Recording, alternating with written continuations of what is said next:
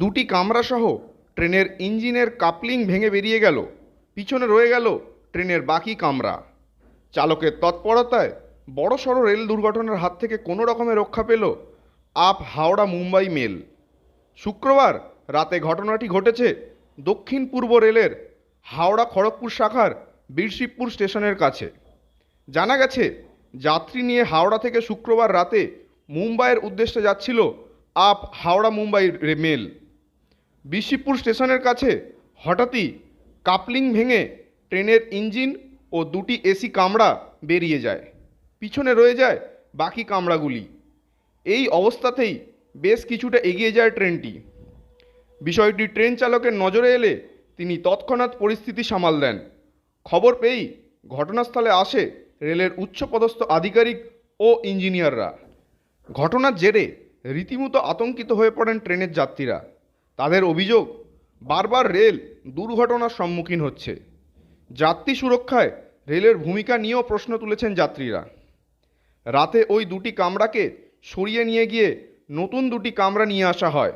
তাতে যাত্রীদের তুলে রাত 1:20 নাগাদ মুম্বাইয়ের উদ্দেশ্যে রওনা দেয় হাওড়া মুম্বাই মেল। আমরা যাচ্ছিলাম, যেতে যেতে হঠাৎ করে একটা ঝটকা লাগে। ঝটকা লাগার পর দেখি আমাদের এসি কোচটা আর ইঞ্জিনটা আলাদা, আর বাকি ইঞ্জিন আলাদা হয়ে পড়ে আছে। তখন এবার আচমকা ট্রেনটা ব্রেক করার পর দেখি না অন্ধকার হয়ে গেছে। বিচখানে দেখি না মেন বগি আমরা বেরিয়ে চলে এসেছি, আর বাকি প্যাসেঞ্জার ইঞ্জিন সব রয়ে গেছে। প্রায় অনেক দূর দেখতেই পাইনি, অন্ধকার। তো আতঙ্কিত হঠাৎ করে আচমকা হলো, সব এমন ব্রেক মারলো, মানে ঝটকা মারলো। তখন আমরা কীভাবে, আমি মনে হচ্ছে কিছু একটা হয়েছে। তারপর দেখি না আমার ছেলে এসে বলছে, বাবা বগি নেই, অন্ধকার দেখতে পাচ্ছি, সব বাকি সব নেই। এখন বলছে যে ওই দুটো বগি চেঞ্জ করে দেওয়া হবে। আমরা ওই জন্য নেমে বললাম, আবার ওই বগি দিয়ে আসবে, ওই বগি শিফটিং করে চলে যাবে। আমাদের সাডেনলি হঠাৎ খুব জোরে ব্রেক যেরকম দিয়েছে, এবার মাঝে সাঝেই তো ট্রেনে এখন ওরকম হয়, কিন্তু এটা খুব জোরেই ঝটকাটা লাগলো। তারপরে জাস্ট 1 মিনিটের মধ্যে থেমে গেল।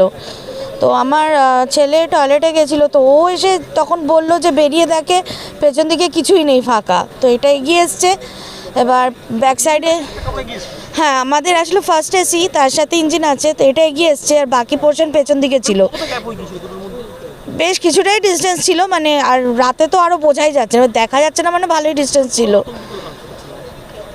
এখন তো ভয় আছে, এরকম হওয়া মানে তো একটা একেই কদিন আগে হয়ে গেল, অনেকটা মানে রিস্কের হাত থেকে আরও অনেক ঘটতে পারতো বড় কিছু। হ্যাঁ অবশ্যই, এইভাবে একেই তো 7:40 ছাড়ার কথা, সেখানে 8:10 ছাড়লো। রেলের প্রত্যেকটা টিকিটের যা এখন প্রাইস বাড়িয়েছে, সেই হিসেবে এগুলো তো চেক করা দরকার না।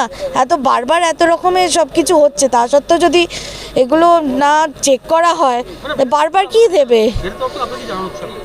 আমার তো জানানো হচ্ছে, একে তো সব কিছুর যেরকম দাম বাড়াচ্ছেন সব কিছু, সেরকমভাবে তাদের তরফ থেকে এগুলো চেক করা উচিত।